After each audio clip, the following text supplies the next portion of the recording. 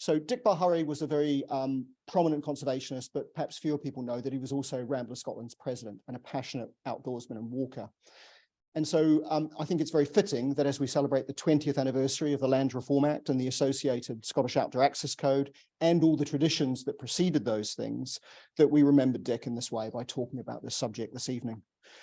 The spur for this particular topic really came from a letter I discovered trawling through the archives, which is not something I particularly enjoy doing. And I was about to throw it out, if I'm perfectly honest. But I found this old hand-typed letter, and thank you, Alastair. I found this old hand-typed letter from Rennie McGowan. Now, Rennie was also something of a legend in the outdoors community, and he had written a letter to one of my predecessors, Dave Morris, who was instrumental in putting the Scottish Outdoor Access Code together. And essentially, he was frustrated by the fact that people kept saying of Scotland's traditional access rights. And of course, that idea was immensely frustrating to him because the whole point about traditional access rights is it wasn't encoded in law anywhere. And so the first thing that occurred to me is it would be fantastic to get Rennie to talk to you this evening, but I'm afraid Rennie is no longer with us. So that was not an option. And it also left us with an extremely big pair of boots to fill. And I wanted someone who had the scope to talk not just about the history of the Land Reform Act, but the land reform process itself, what was happening now with community buyouts and community ownership of land, what was happening between visitors and communities, and what it meant for the relationship, people who lived and visited the land and the land itself. And there was nobody better than Alastair McIntosh to do that, a writer, poet, and broadcaster.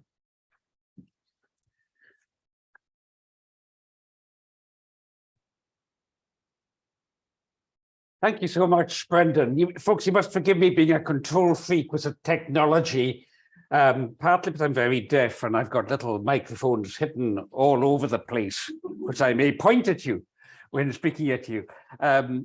It's made me very aware of people at home not clearly, and therefore I'm controlling some of this on my phone here.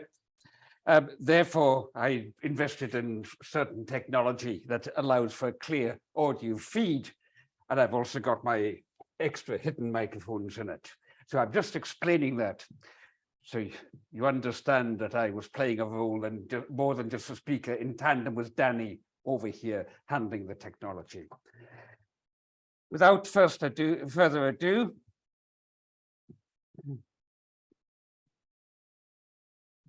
Land Reform, Access, and the Renewal of Relationship, the Dick Balharry Memorial Talk 2023.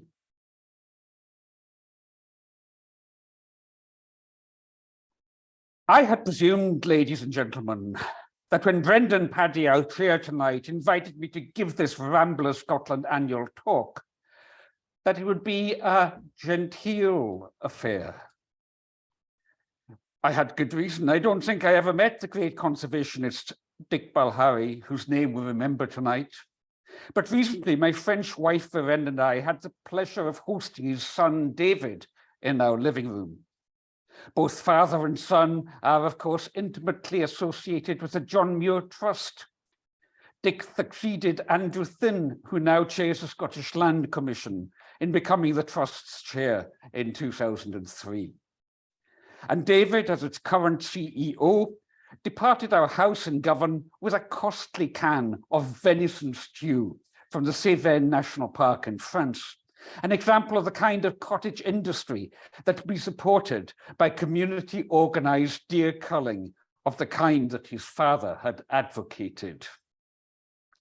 But the hint of poaching from the larder shelves of the city's G51 postal district is not what excited my genteel presumptions of tonight's event. Oh no, it was sex. As Steppenwolf had it, got my motor running to head out on the highway, looking for adventure and explode into space. Genteel, for rambling carries such a melotone that I thought I'd better check its etymology, find out the underlying meaning of the word. And remembering that I'd come from Glasgow through to Edinburgh, and so had every reason to expect due decorum, you can imagine my Oh, to discover that to ramble probably derives from the Middle Dutch rammelen, meaning to copulate, or to roam around on heat. As the online etymology dictionary says, a term used of the night wanderings of the amorous cat. As if that's not bad enough to get Ramblers Scotland put onto some sort of an official register. Oh yes, we see you. And as William Allingham of Ballyshannon had it, up the airy mountain, down the rushy glen, we folk, good folk, trooping all together. If that's not quite sufficiently bad enough, worse still, worse for me as a writer, from whom you might expected lucidity tonight. For by the 1630s, the verb to ramble had developed further meaning in the English language, to talk or write incoherently. Caught between a herd of cats and rabbit incoherence, I would by now be at a loss for words for what to say on this occasion, had I not woken from my slumbers awake last Saturday morning with the apparition of a childhood book called Rambles by the Riverside dropped into my mind. I leapt out of bed and onto Google, the way one does when half asleep, and was instantly entranced by the descriptions of antiquarian booksellers. Wonderfully bright blue cloth boards with crisp title lettering and bordering to the front board, said one. A charming wildlife book in the form of observant nature-loving children on a ramble, said another. I snapped up mine on eBay for just £5.13. I kid you not, I hold before you here the very copy. I'm afraid I forgot to bring it. I hold before you here, I'm testing your imaginations. We're talking about the ecology of the imagination. I hold before you here that very copy, dated by a previous owner, 31st July, 1931. And from the very first paragraph, it drew me back to childhood rambles. If I might abridge the opening page. I was sitting in early spring on a large boulder that jutted from the side of a high grassy hill. The hill was fairly steep, and as I'd been to the top of it and round about and back almost to the foot, I was feeling rather tired. And I knew a great deal about the creatures in the yard and something of the birds and small animals whose homes were in the meadows and the woods beyond the farm. I called them all my friends. They told me all about themselves, their homes, their parents, their brothers and sisters, and their little ones. They told me of their joys and sorrows too, until I almost felt myself one of them. I mean, eat your heart out, the deep ecology of Arnie Ness of Norway, or the mamas and the papas of California dreaming. This anonymously written little gem of a book with 4 color plates was published undated by William Collins of Glasgow. And while still digging around in Google that Saturday morning, I perchanced to hit upon the Book of Airdrie, published in 1954, subtitled Being a Composite Picture of the Life of a Scottish Borough by its Inhabitants, of which page 138 tells how, quote, rambles by the riverside and others of the kind never fail to inspire plans for the glorious Saturday ahead. So there, good friends of Ramblers Scotland, my rambling introduction is not without its purpose. It has set a stage of rambling etymology. It has hinted what the practice meant to common burghers in an unpretentious Scottish town like Airdrie. And I'd like to point your attention especially to those words to which I'll come back later. They told me of their joys and sorrows too, until I almost felt myself one of them. For what is such a book through its rules of talking animals, teaching? What is the allure of rambling on a glorious Saturday ahead, demonstrating? But how to be community. Community with nature, with one another, and with the all-important flows of inner life that set our joys and sorrows, indeed, the joys and sorrows of the earth, into life's deepest realms of meaning.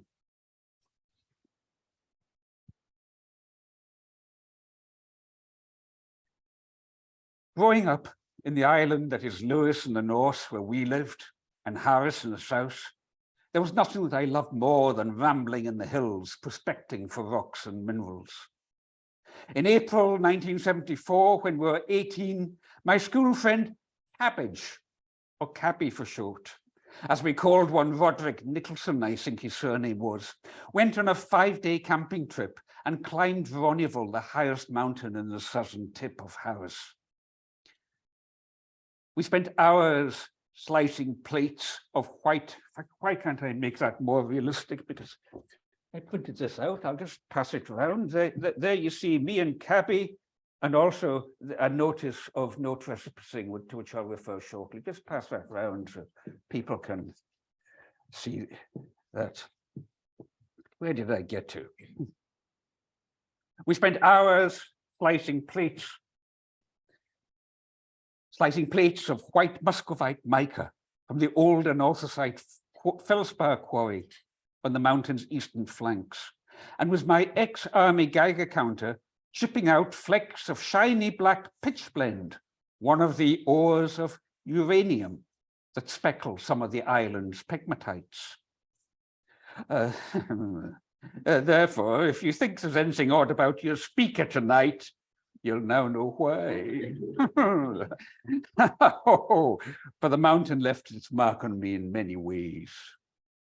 The biggest was to explode some 20 years later when I came back from voluntary service overseas in Papua New Guinea, where I'd been teaching and setting up village hydroelectricity, to learn that the local landowner had sold the mineral rights of the mountain to a multinational corporation, Redland of England, later to be taken over by the French Lafarge, who wanted to turn our mountain into the biggest roadstone quarry in the world, the Isle of Harris super quarry. Enter Dave Morris, who is still active on access and environmental issues in his retirement, but who many of you will remember as a passionately energetic and astutely informed director of Ramblers Scotland from 1989 to 2014. Here is not the place to go into all the ins and outs of the 13-year campaign against corporate power that followed. The details are well documented in Michael Scott's and Dr. Sarah Johnson's report from Scottish Environmental Link, available online. Suffice to say that it was the result of a magnificent collaborative effort between a range of NGOs, including Ramblers Scotland, Friends of the Earth Scotland, WWF, the RSPB, Plant Life, and the Association for the Protection of Rural Scotland. I hope I've ticked all the boxes. I probably missed a good half dozen. I hope they will forgive me.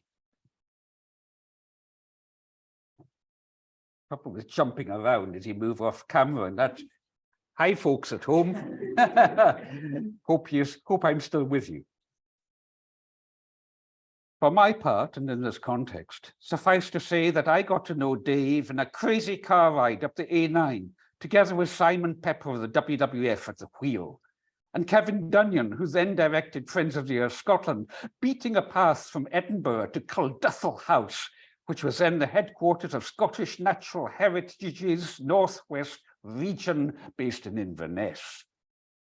Our mission was to try and get the super quarry scheme called in, that is to say, made the subject of a government public inquiry that would put it under proper scrutiny.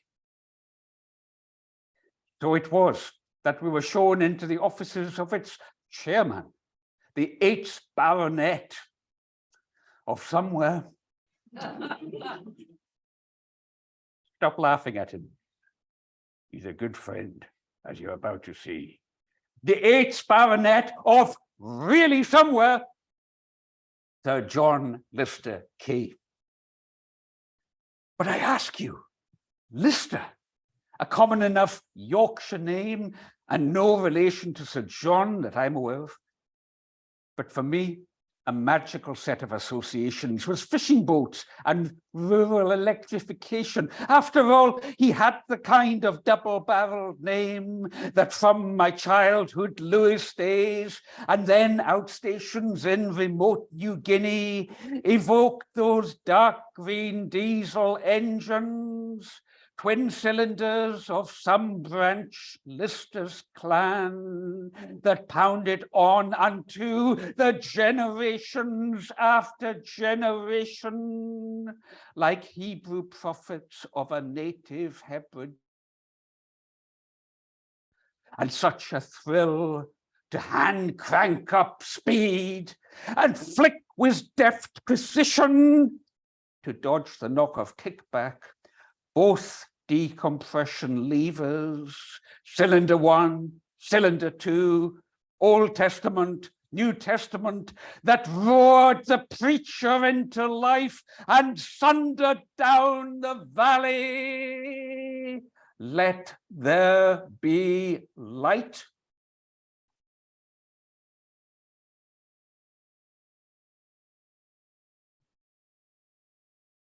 I'm looking straight at camera in case he's watching. We had expected to get precisely nowhere with Sir John Lister Key. He had, after all, originally been appointed to the government's conservation body for Scotland by Mrs. Thatcher. Hard to even pronounce a word. But my mother, who's a Tory voter, always insisted I called her Mrs. Thatcher, and in honor of my mother's memory, I must be respectful.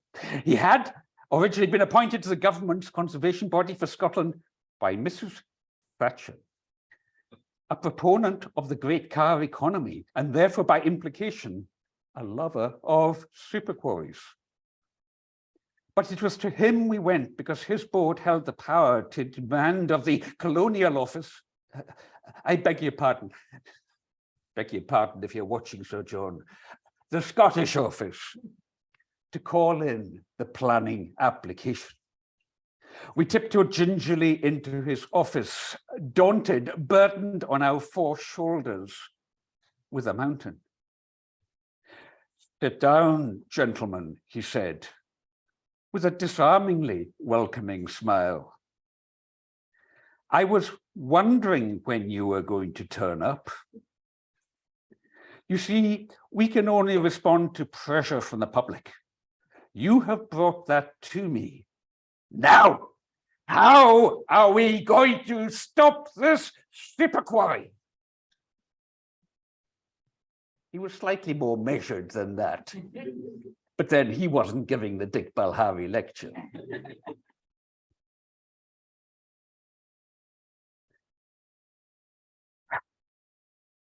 We flicked the decompression end levers on not 2, but all 4 cylinders in perfect synchronization. And what we hadn't known is that the engine was already primed to take off with a power that none of us had anticipated. When I contacted him yesterday to check he'd not be offended by my poetic antics with using his name like this, he told me that the Scottish Office were furious at the cost. It became the longest running public inquiry in Scottish planning history. Indirectly, it ended his political career, but he said, hey-ho.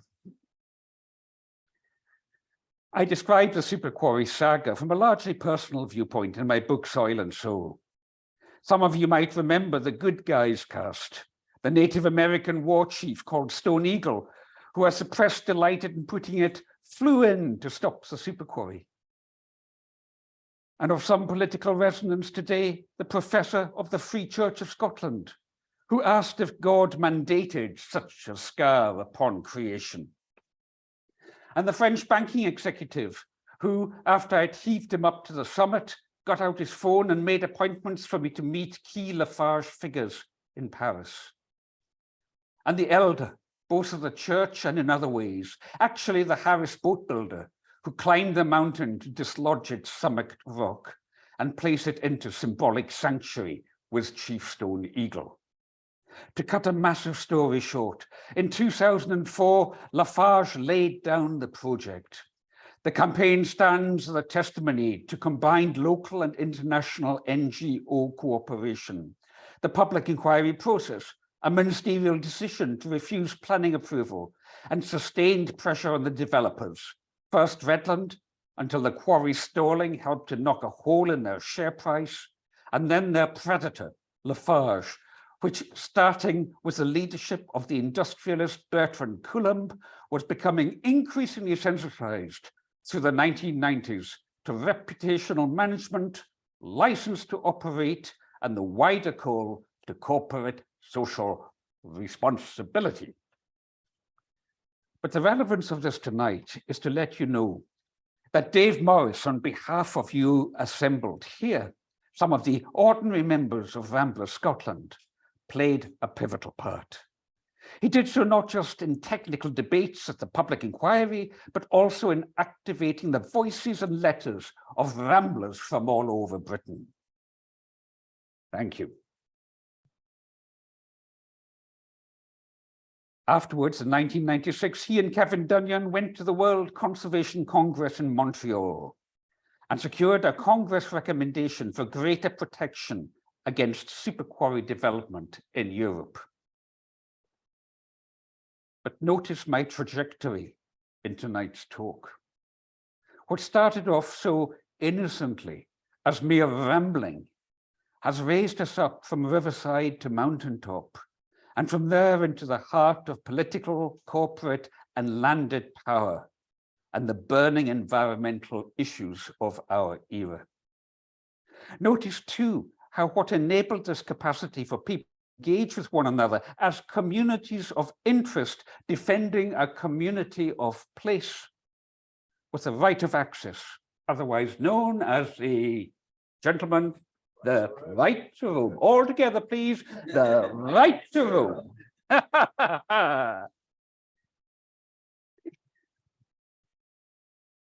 Where's a, what happened here?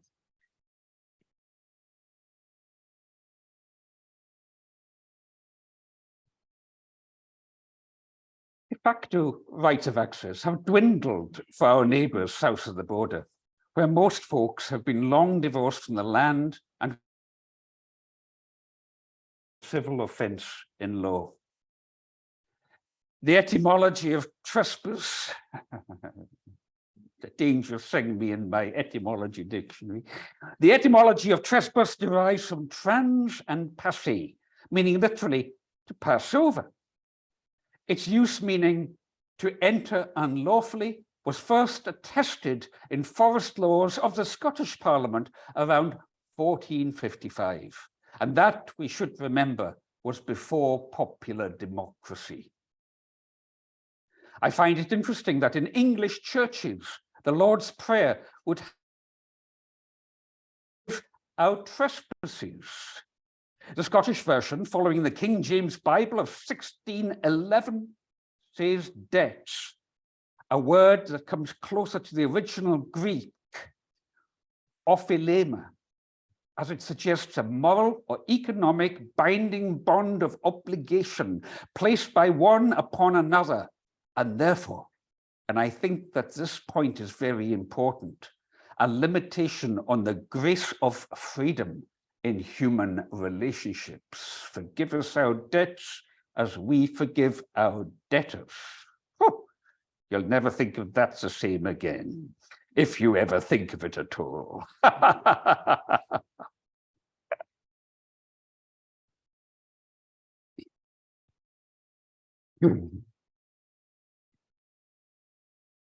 Access is freedom, responsibly exercised. And while I was exercising with family in the Lake District last year, we came to a little bridge over a river on a public right of way. This comprising just a dozen or so railway sleepers to grant vehicle access to somebody's cottage, and loudly signposted, private bridge, no public right of ways. That thing's still circulating around. Keep it moving, keep it moving. If it comes down this way, eventually I might hold it up to camera, but too bad if not. Private bridge, no public right of way. Another sign by the same hand pointed to the long way round, looping back onto the public footpaths some 50 yards up ahead. It shocked me to see how walkers in those parts were so conditioned by the hypnotic spell of land ownership that they obediently did as they were told, and not what was otherwise so obvious to do. I was having none of it. I stepped gaily across the sleepers, secretly harboring an intoxicating vision of my impending extradition from Scotland, only to appear in an English court in kilt with flowing plaid, a latter-day Albert McHaddock, before a Mr. Justice Swallow in the 1960s sitcom Misleading Cases. Have we got it here? Where are we? Just pass it to me here. I can't keep the poor folk on. There you see me and Cabby up at the summit of Renewal, and there you see that in focus.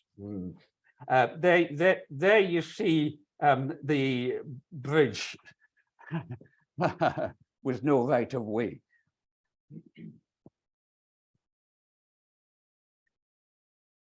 Where's my little protest? Whether my little protest dance that day was because I am a rebellious Scot. I'd let Alastair Sim decide. I mean, for those of you who aren't in receipt of your old age pension now, this was a late 1960s BBC sitcom. It was Alastair Sim playing this magnificent judge, Mr. Justice Swallow, and Albert Haddock bringing these misleading cases to him. I'd let Alastair Sim decide, but it could be simply that, like Sir John Lister Kay, if you're still there up at the Aegis Centre, like Sir John Lister Kay, I happen to have been born in Yorkshire. A bridge is not the only way to cross a mountain stream. I chuckled when Dave Morris told me of his extensive part in negotiating the Scottish Outdoor Access Code, achieving parliamentary approval in 2005. Magnus Magnusson was chairing the National Access Forum at the time. One day, after Dave had scored a goal too many, Magnus fixed him in the eyes and said, "Dave, the Ramblers have not yet learned to walk on water." To which Dave retrospectively quipped, "I was encouraged by the words, 'not yet.'" The 2003 Land Reform Scotland Act that we celebrate this year and in tonight's talk has three elements. In reverse order, Part 3 is specific to crofting communities' right to buy, if need be, without a willing seller. Part 2 enshrines other communities' right of preemptive purchase at a government economic valuation when land is put on the market. I consider this to have been hugely important, more so symbolically in setting a tenor than in its directly applied practical terms. According to Community Land Scotland, we now have over 400 land trusts covering 10% of the land surface. I see four main drivers of the movement: access to land at cost for social and affordable housing, renewable energy revenue and supply that can be chosen by, managed by, and for the direct benefit of local communities, business startup opportunities where local residents are in control, and the sheer can-do empowerment that flows when folks can manage their own affairs for their own and for the common good.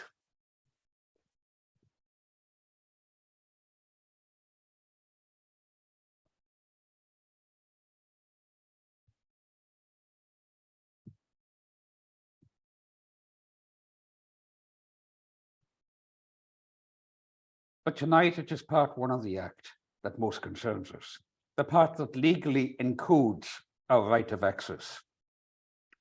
In this matter, and in its wider political framing, such as I've nodded towards with the Harris Super Quarry, the Ramblers have led for 90 years in campaigning for rights of public access and securing footpath networks. A leading proponent of access was Rennie McOwen, born in 1933 at the foot of the Ochil Hill from a line of deerstalkers. As a child, he demanded of an obstructive landowner, "Why can't we go this way?" And in 1994, he wrote a paper, Outdoor Access in Scotland, that fed into the rising politics of modern Scottish land reform, and that are the driver both of devolution and of its flagship legislation in the newly restored Scottish Parliament.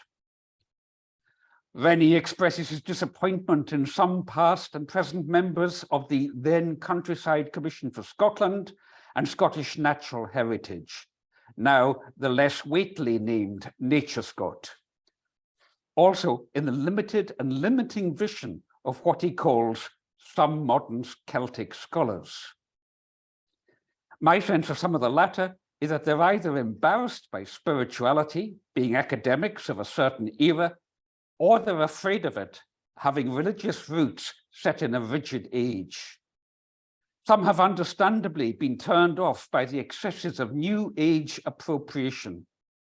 One way or another, an unholy alliance that Rennie seems to have run up against.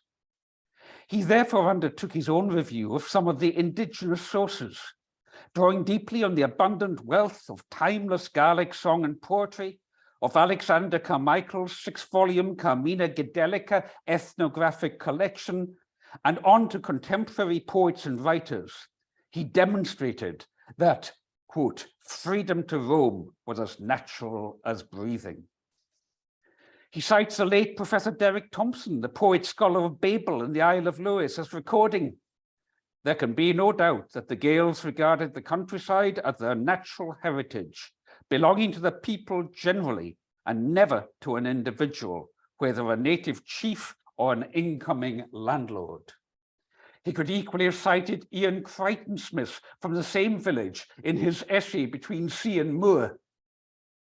"Here they have no time for the fine graces of poetry, unless it flows freely in deep compulsion like water in the well, woven into the texture of the soil." This is your land, as the American folk singer Woody Guthrie had put it, as he pictured a sign that on one side said no trespassing, but on the other side was nature wild and free, made for you and me. That's the spirit and the practice of the glorious Saturday ahead of those working class Airdrie folks. For Guthrie's lyric goes on to reconnect town and country in a piquant social criticism. In the squares of the city, in the shadow of the steeple, by the relief office, I seen my people. As they stood there hungry, I stood there asking, is this land made for you and me? Rennie deplored attempts by bureaucrats, perhaps grateful for their bit of grace and favour shooting or a day on the Laird's River, to weaken Scotland's historic tacit or implied consent to traverse freely across the land by such means as foot, bike, horseback, or canoe. We are talking, he concluded, about strolling, courting, rambling, with an intimate love of nature and expressing their love of landscape, which could not be done without access. And what a joy it was that in 2003, the year that the Land Reform Act was passed in Scotland's Parliament, my good friend Cameron McNeish stepped down as president of Ramblers Association Scotland to make way for Rennie. This gesture to honour his contribution to the campaign that safeguarded our ancient freedom to roam as a statutory right. As I checked my facts during the preparation of this talk, I dropped a line to Cameron. Here's what he replied. No one did more for Scottish access than Rennie McGowan, and I was thrilled that he was Ramblers Scotland's president when the legislation was launched.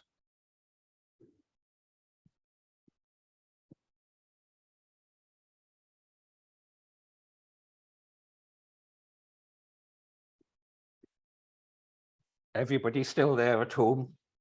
Yeah.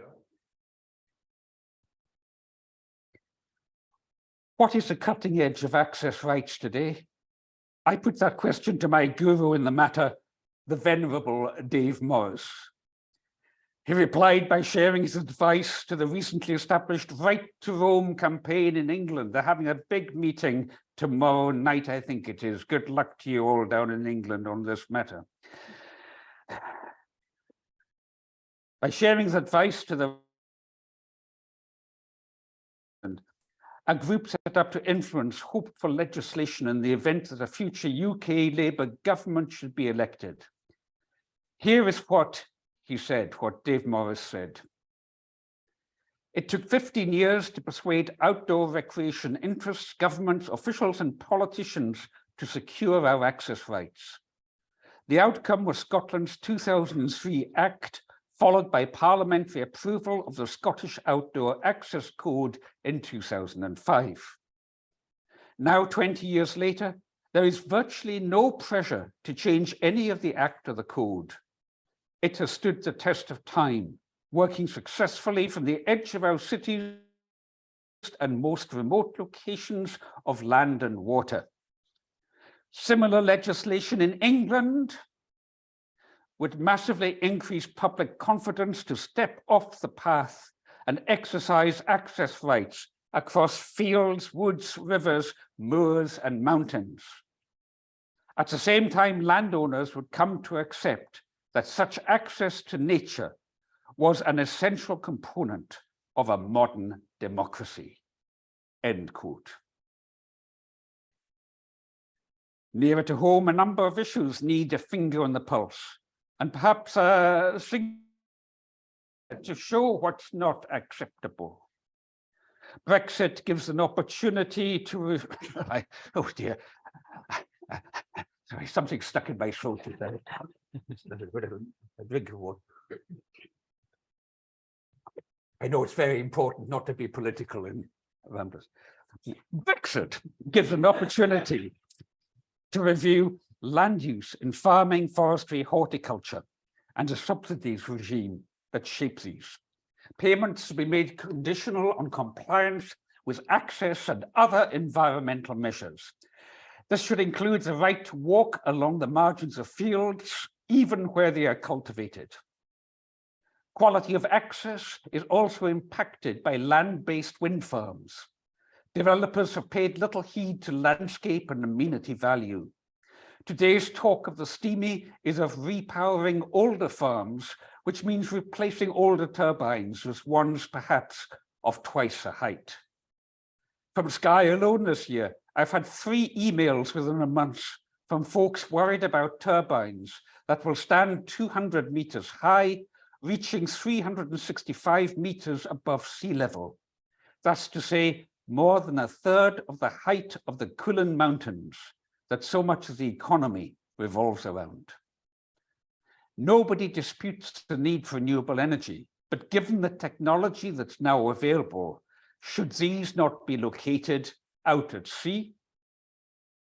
We must take care, lest a spirit of utility drives out the beauty that drives our capacity to connect with and so to care about nature, especially when that utility feeds too much of the opulence of the well-to-do and leaves neglected the fuel poverty of the oppressed.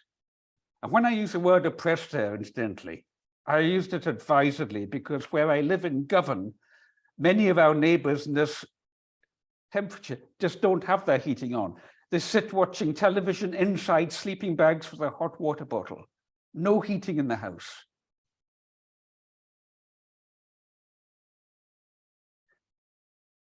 And leave neglected the fuel poverty of the oppressed. Paradoxically, another fierce debate has flared up around so-called rewilding. Ecological restoration is a wonderful sight to behold where it serves local communities. Many of us have been involved in exemplary organisations such as Reforesting Scotland and Trees for Life.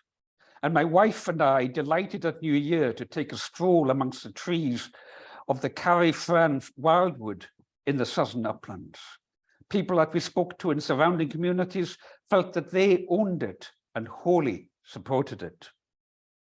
But the sale of so-called carbon credits, and perhaps in the pipeline, biodiversity credits, is now pumping up land prices and putting community buyouts further out of reach. Some neighbourhoods find themselves at odds with the carbon capitalists, who are hard to criticise because they present as green lairds, but who can be oblivious to Scottish land history and to the simple fact that people with profound cultural connections to their place and places actually live here. For Scotland is not terra nullis, an empty land without a master, there to be written on by anyone who wants to turn a buck by offsetting, or as they pitch it, the carbon emissions of the profligate. Most communities, even most academics in the field, are struggling to find out what this fresh form of commodification of Scotland's land might mean for them. The Cheviot, the Stag, and after the black oil, including recreational access to what might be newly fenced or ploughed plantations. The Scottish Government hopes to move a new land reform bill by the end of this year. From what's on their website, it looks mainly like a tidying up job around existing long-standing questions of public interest, hidden sales, and squat community buyouts, and the imperative of transparent land registration.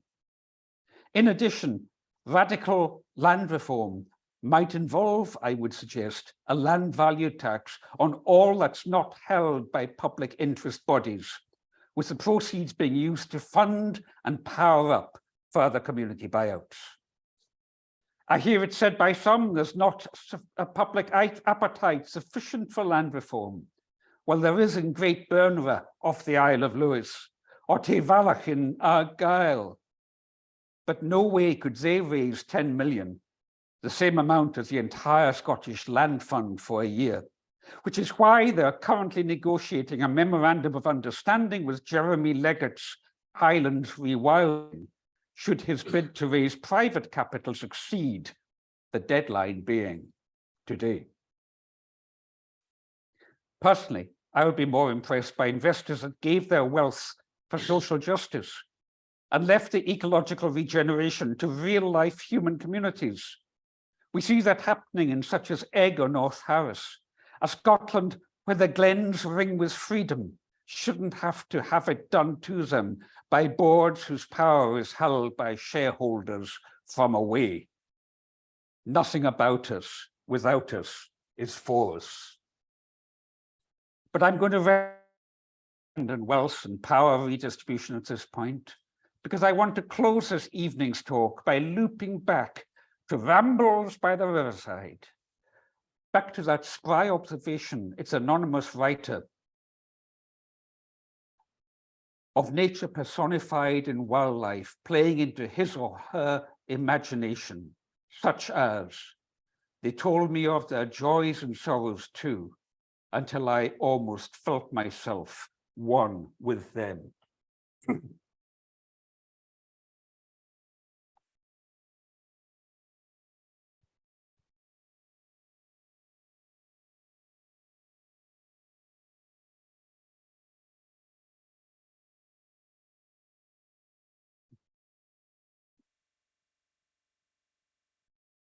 My book, Poacher's Pilgrimage, just out this month in a new edition with a new cover, subtitle and foreword, deepens the spiritual journey that I opened up in Soil and Soul 15 years earlier.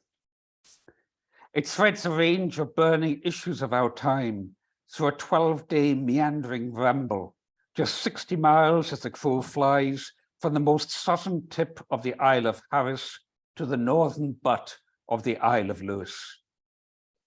I'd like to read you a passage that introduces a chapter where I reflect on conversations late at night in the officers' mess of military staff colleges, mainly the UK Defence Academy, at which I guest lecture on alternatives to war.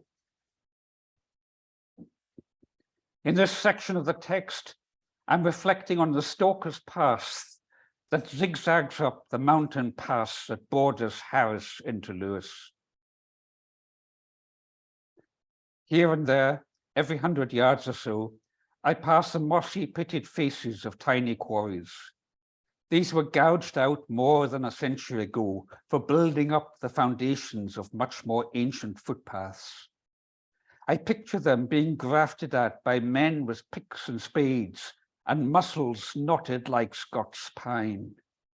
Croftermen in homespun tweeds and jerseys, and oilskin for the rain, who carted grit in baskets or on barrows while bantering in the Gaelic.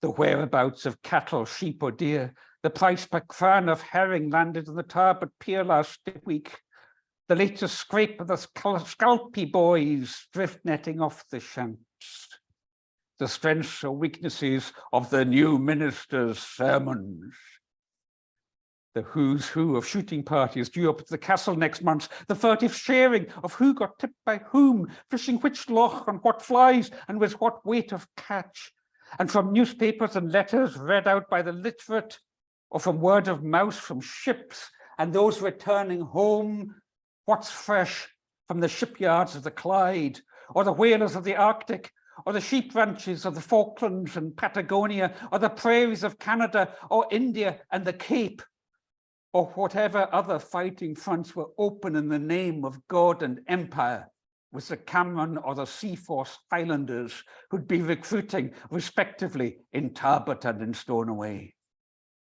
There'd be studied contemplation too, as it sit and peer at licorice slabs of plug tobacco, tapping ash from out the bowls of briar pipes, tamping down the aromatic flakes, the never-ending ritual of lighting up, expiry in the damp, asking round to see who's got another light, dispelling clouds of midges with the satisfying puffs, and smelling like the tar and tallow seasoned toilers of the soil that they were.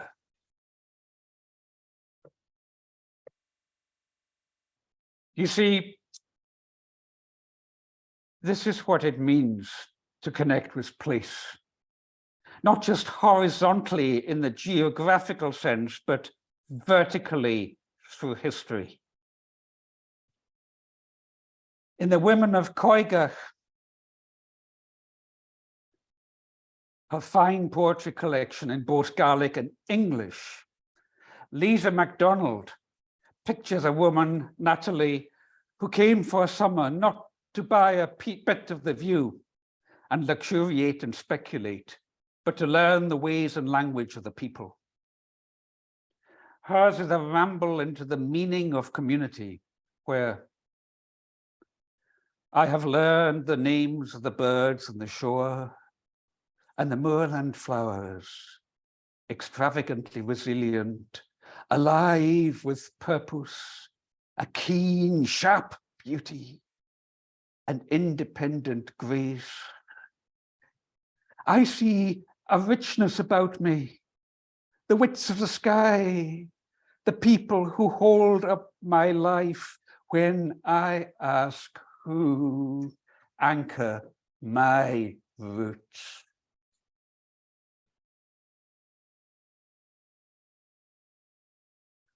Or as the late African-American poet, Audre Lorde, said in her essay collection, Sister Outsider, poetry is not a luxury. It is a vital necessity of our existence. It forms a quality of the light within which we predicate our hopes and dreams towards survival and change, first made into language, then into idea, then into more tangible act experiences of our daily lives.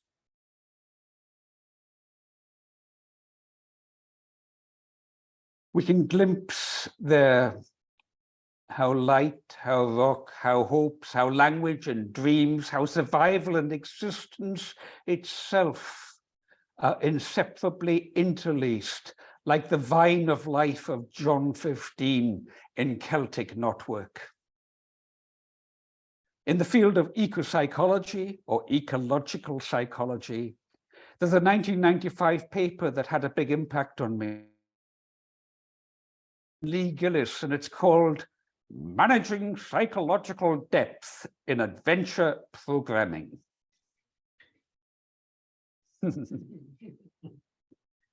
It's been years since I read it, but the memory that lingers is that outdoors experience can open up progressive layers of psychological and indeed spiritual depth of experience, of inner experience. It's like you can go for a ramble by the riverside and just chitter-chatter with, or you might experience it a little deeper and perhaps have a meaningful conversation with a fellow rambler. And then perhaps you sit apart or drop back from the group. And as one of the men from the Galgale Trust in Govan told me after one of our pilgrimage weekends to Iona, I sat on a rock when we got to St. Columba's Bay and looked out to sea. And I felt a peace that I'd never felt in my life before. And it's come back on me again a few times since. And then, as Ringer and Gillis wisely describe it, the adventure leader needs to hold in mind the implied contract of psychological depth within the group. Because these things can, if not managed, go deeper than the organizational container might be suitable for holding. But let's, for now, let's close by throwing caution to the wind. And if you want it deeper, or meaning much the same as one of Leonard Cohen's lyrics put it, if you want it darker. And if you're the healer, it means I'm broken and lame. For I struggled with some demons.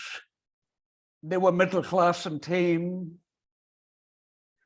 vilified, crucified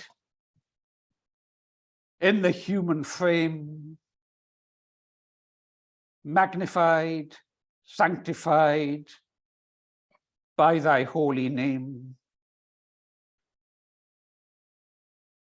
And let me take this cross-cultural, utterly surreal, for the surreal is that which goes beyond our ordinary perceptions of life's framing.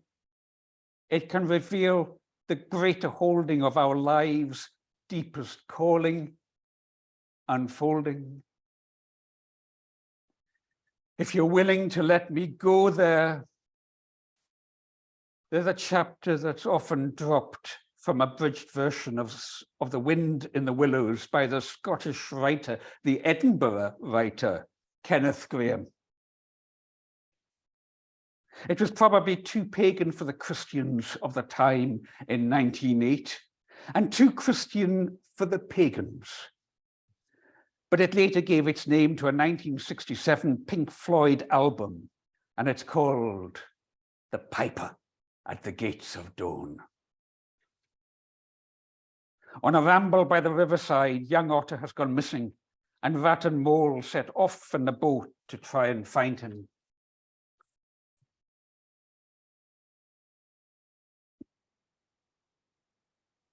As he set out after dark, and as the moon begins to lift, then as Kenneth Grahame puts it, their old haunts greeted them again in other raiment, and somehow with a different look. And suddenly Rat starts up and listened with a passionate intenseness. But then the sound is gone, so beautiful and strange and new. Since it was to end so soon, I almost wish I had never heard it, for it has roused a longing in me that is pain.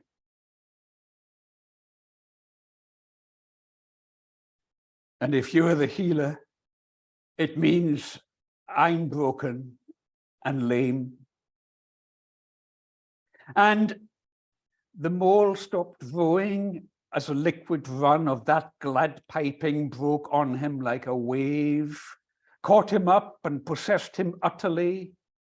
He saw tears on his comrade's cheeks and bowed his head and understood. This is the place of my song dream, the place the music played to me, whispered the rat. Here is a holy place, here if anywhere, surely we shall find him. The him would seemingly refer to otter, but the H is capitalized, referring also to a deeper ground of being where the Pan, where the Christ, for like I said, too pagan for the Christians, too Christian for the pagans. And I think of me and cabbage in our surreal ridiculousness, the innocence of our ramble up the sides of Ronnieville, and then the long rambling rumble of the Super Quarry saga, and how I'd meet with corporate executives in Paris, and they'd ask me why the mountain mattered. And I'd tell them about that glorious Saturday, or whatever day it was, and how we found 3 halfpenny pieces and a Canadian cent on the trig point at the summit, and how Stone Eagle flew in from First Nations territory in Canada. And I'd see it in these topics, connecting their childhood sense of wonder. And I'd ask about their grandchildren and what stories they would tell them seated on their knees. What did you do in the eco wars, Daddy? The 1990 song from the motorway protests had it.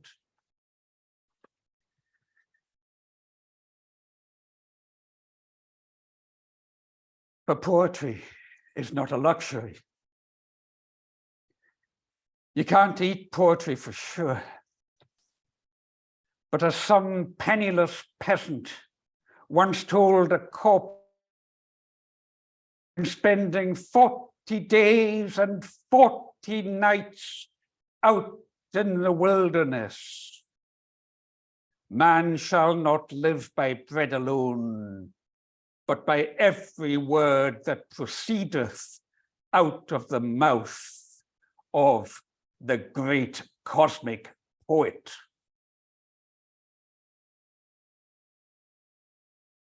I believe, wrote Nan Shepherd in The Living Mountain, that I now understand in some small measure why the Buddhist goes on pilgrimage to a mountain. It is a journey into being, for as I penetrate more deeply into the mountain's life, I penetrate into my own. To know being. This is the final grace accorded from the mountain. Brendan, would you mind coming up and standing on this side of me, please, as chair of tonight's event?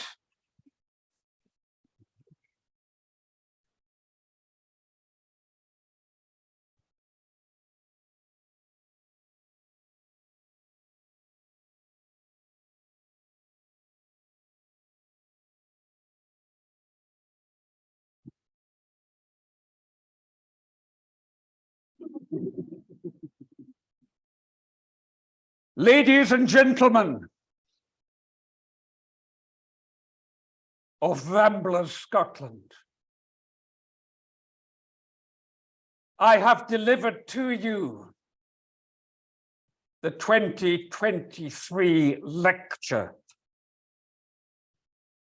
Let us raise a toast, and please, if you please, repeat after me.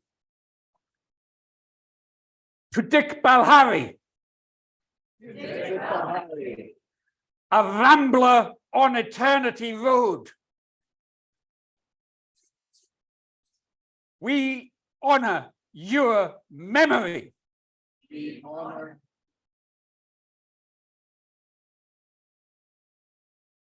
Whoa!